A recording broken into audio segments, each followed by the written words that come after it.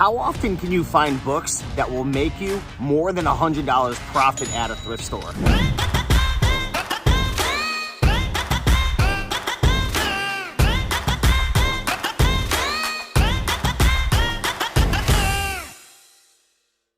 What's going on, everybody? My name's Steve with the Rake and Profit YouTube channel, and today we're going to talk about how often you can find books that make that much money. Can you really go to thrift stores and find books that make $100 profit?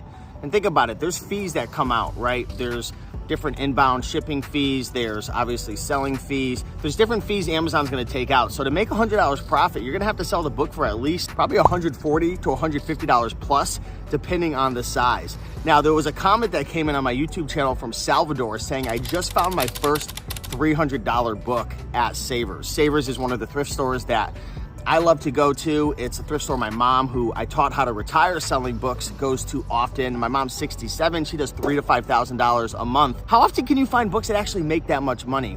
I would say probably 1 out of every maybe 10 or 15 times I go thrifting, I find a book that's gonna make $100 plus or more. So maybe only 10% of the time. It doesn't happen all the time.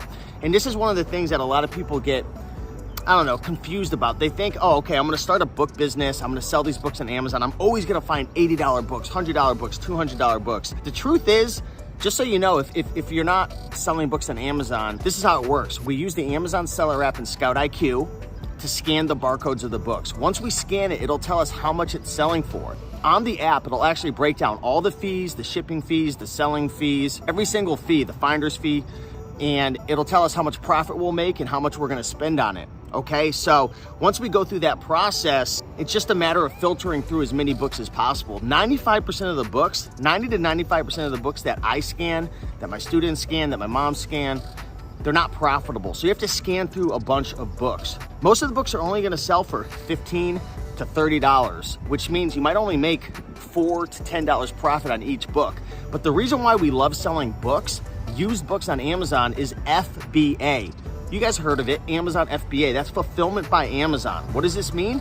It means we scan the books, we bring them home, we put them all in a box, and we ship them to Amazon FBA, fulfillment by Amazon. So instead of you having to store the books at home, you have to pick it and pack it and ship it and deal with customer service and all of that, you get to leverage Amazon. They do everything for you. And when you ship all the books to Amazon FBA, customers are able to buy via the Prime program, which means they can get the books delivered to them within 1 to 2 days. So the items ship quickly. Customers love dealing with Amazon because they have great customer service, great return policies, so on and so forth. And you'll get a nice premium on that. A lot of people ask, would you rather sell on eBay or Amazon? Amazon all day long, because Amazon will do all the legwork for you through the FBA program. You'll make more money. Even though the fees are higher on Amazon, you'll still make more profit. For example, would you rather sell a book on eBay and make $6 profit, or sell that same book on Amazon and make $9 profit? Maybe the fees are less on eBay. Who cares? All we care about is how much profit and how much time we spend. You'll spend less time on Amazon and you'll make more profit on Amazon FBA, okay? A lot of people ask, should I sell as a merchant on Amazon or an FBA seller? A merchant is like an eBay seller. You fulfill it, you store it, you do customer service. The truth is, you'll typically make less money. There are certain items that won't be eligible to send to the warehouses, like certain electronics or any type of items that could get damaged or cause a fire, things like that. Or sometimes really big items are better, you know, to merchant fulfill. Or maybe it's a really long tail book. Maybe you have a book that's like a 4 million rank and you're like, I don't want to send it to Amazon because I don't want to have to pay for the storage fees, which is only a couple cents per month, but still, after a certain period of time, they'll hit you with what's known as a LTF, a long-term storage fee, and that can add up and really kind of break down your profits. So back to the topic, about 10% of the time I hit home runs, but 80% of the time I'm hitting singles and doubles. I'm making $5 profit, $8 profit, $12 profit, but it adds up.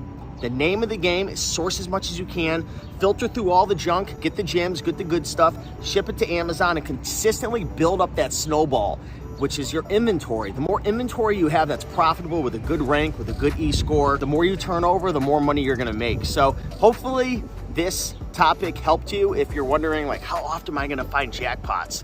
Sometimes you'll find jackpots 5 times in the week, but normally it's not that easy. There is a lot of competition. There's a lot of people doing it. So you've got to be creative. You got to source consistently. Check out the library sales as well, booksalefinder.com. Check out the thrift stores, the garage sales. Check out the Facebook Marketplace. Ask for backroom access at the thrift stores. Communicate with your friends, family, do consignment. I'm telling you, the money is out there. With that being said, much love. Smash that like button, and I'll see you in the next one. Bye.